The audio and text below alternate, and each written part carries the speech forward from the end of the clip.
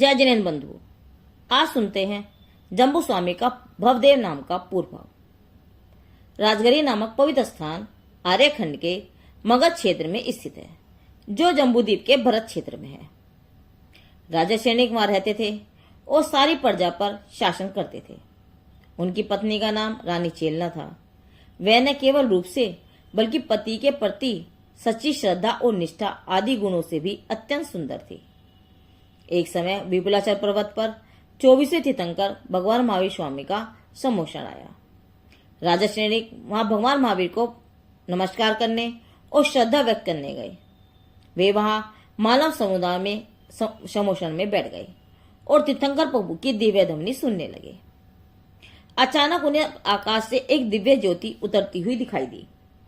उन्होंने गौतम स्वामी से पूछा, हे प्रभु, मैं यह क्या देख रहा हूं? गौतम गंधर ने सैनिक से कहा, यह विंध्यमाली देव है, जो अनेक अलौकिक शक्तियों से युक्त है। वे अपनी 4 देवियों के साथ भगवान महावीर का वंदन करने के लिए सम्मोहन में आ रहे हैं। वे जिनेन्द्र भगवान के अनन्य भक्त हैं। यहाँ आकर वे अपनी हार्दिक भक्ति और हार्दिक कामनाएं अर्पित करेंगे।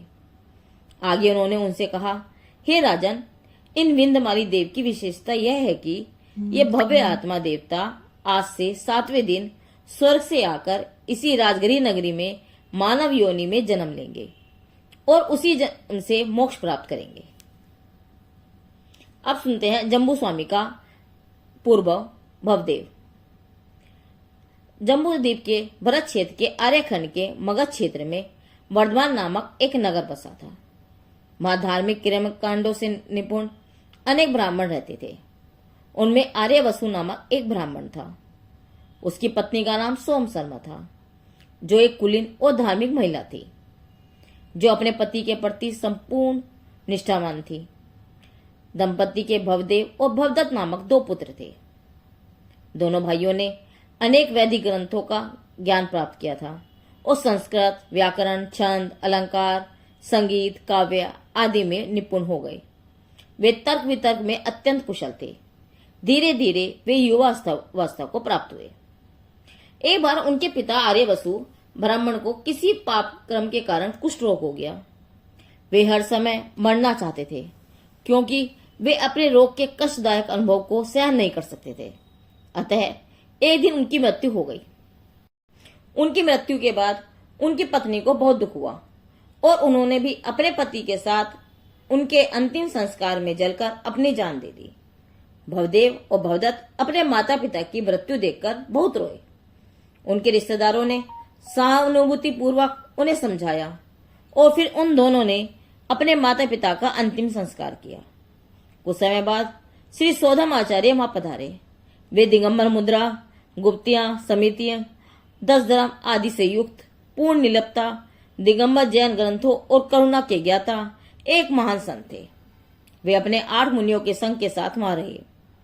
भवदत्त ब्राह्मण उनके दर्शन करने और उनके उपदेश सुनने के लिए वहां आए। वे सांसारिक दुखों से भयभीत हो गए थे और आचार्य से प्रार्थना करने लगे, हे स्वामी, मुझे पवित्र जैन शिविर दीक्षा देकर संसार के कलेशों से मेरी रक्षा कीजिए। आचार्य देव भवदत्त की आत्मा से प्रभावित होकर उन्हें दिगंबर मुनि की दीक्षा प्रदान की। दीक्षा के बाद भवदत्त ने भी अपने गुरु के साथ घोर तपस्या प्रारंभ की। वे जैन दर्शन के सिद्धांतों का गहन अभ्यास करते थे। समय समय पर वे अपनी आत्मा का ध्यान भी करते थे। इस अवस्था में वे पूर्णतः संतुष्ट थे और अपने को परम सौभाग्यशाली मानते थे, क्योंकि उन्हें विश्वास था कि अब मैं शीघ्र ही इस संसार सागर से पार हो जाऊंगा। इस प्रकार वे परम प्रसन्नता के साथ अपनी आत्मा के ध्यान में लीन थे। एक बार सौधम आचार्य अपने संग और भवदत्त मुनिराज के साथ विहार करते हुए उस वर्धमान नगर में आए। वहां भवदत्त मुनि को अपने छोटे भाई भवदेव का स्मरण हुआ।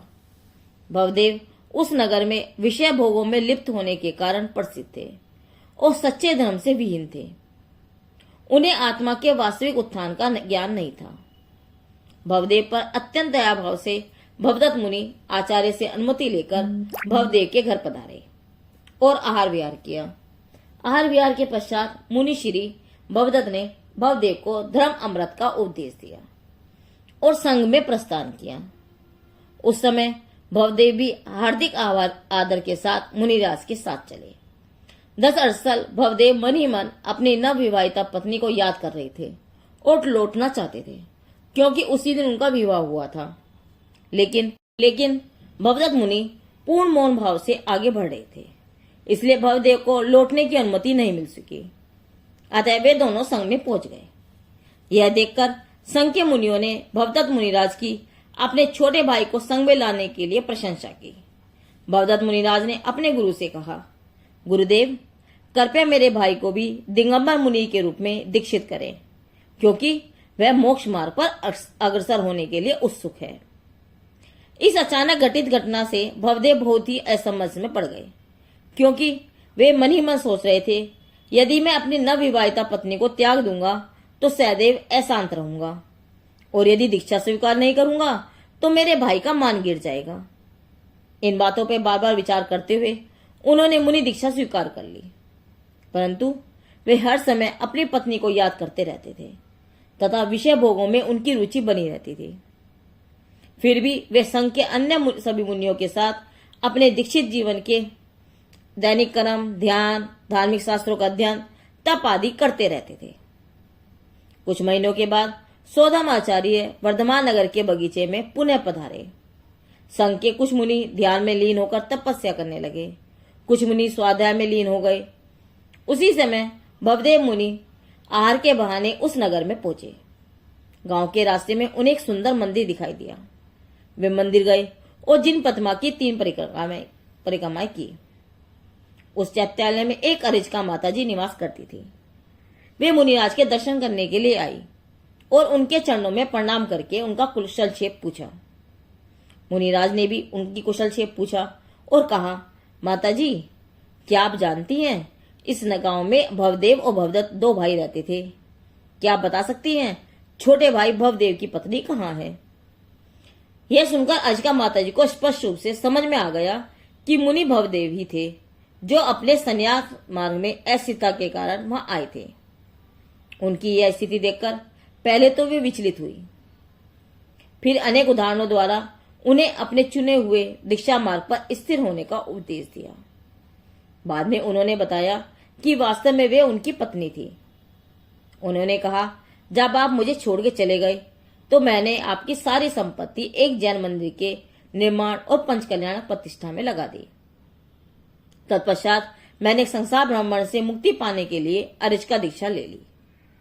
यह सुनकर भवदेव मुनिराज सांसारिक वासनाओं से पूर्णतः विरक्त हो गए और अरिचका माताजी को बार बार आभार प्रकट करके अपने संग में वापस आ गए। अरिचका माताजी के उपदेश सुनकर भवदेव मुनिराज अपने गुरु के पास आए और आत्मचिंतन किया। सौदामाचार्य ने सारी स्थिति समझकर उन्हें पूर्ण दीक्षा प्रदान की। तब से भवदेव भावलिंगी मुनिराज बन गए और समस्त विषय भोग के विजेता बन गए। भावलिंगी भवदेव मुनि अपने शरीर से पूरी तरह विरक्त थे, लेकिन मुक्ति लक्ष्मी अर्थात मोक्ष से पूरी तरह जुड़े हुए थे। भूख, प्यास, सर्दी, गर्मी आदि सभी कष्टों को वे बड़े धैर्य से सहन कर रहे थे।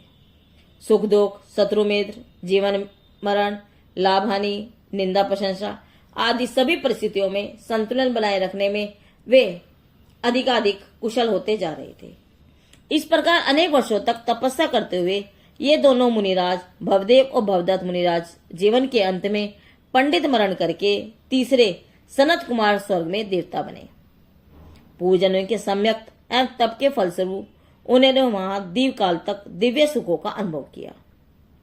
भवदेव और भवदत्त ने तीसरे स्वर्ग के 7 सागरों का जीवन काल पूरा कर लिया था, किंतु जब उनकी आयु पूरी होने में 6 महीने शेष रह गए तो कल वृक्ष का प्रकाश क्षीण हो गया और अनेक अन्य लक्षणों से उन्हें स्वर्ग के दिव्य सुखों से वियोग का ज्ञान हुआ, जिससे वे अत्यंत व्याकुल हुए और उस समय अन्य देवताओं ने आकर उन्हें धर्म अमृत का उपदेश दिया।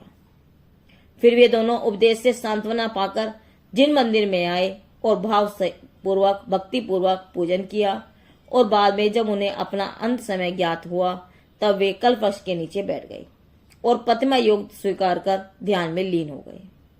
महामंत्र का बार बार स्मरण करते हुए उन्होंने अपनी अंतिम सांस ली और मध्य ब्रह्मांड में मनुष्य के रूप में पुनर्जन्म लिया। वह भवदत्त मुनिराज का आत्मा सागरदत्त हुआ एवं भवदेव का आत्मा शिव कुमार हुआ। अब भवदेव व भवदत्त मुनिराज की कथा यहाँ पूर्ण होती है। जिनदेव की वाणी आगम वाणी।